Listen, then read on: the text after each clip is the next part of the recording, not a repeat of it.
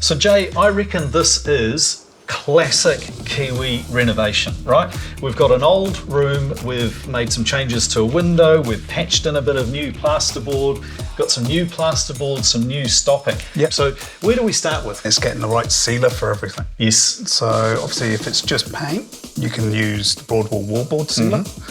If it's stopping and fixing in new areas, Sure Seal.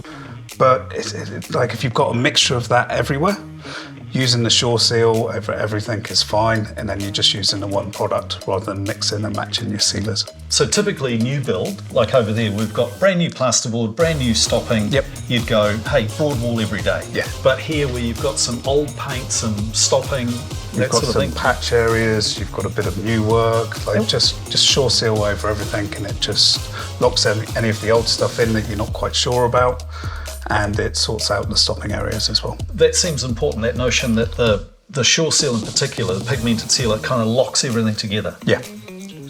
The other thing with painting over old surfaces is prepping it. So how would you prep like an old existing paintwork?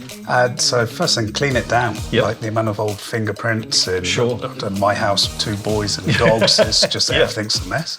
So clean everything down. If there's any gloss there, you just want to degloss, so like sand. And there might be old runs or brush hairs and stuff. Sure. So it's just denib everything, remove any sort of bits on the surface, imperfections on the surface. And then if it's just an old painted surface, you can just go over it with the top coat. Yes. Or if you've got fixings and sort of stopping These areas, little repairs and best to just Sure Seal everything and then go over the top coat.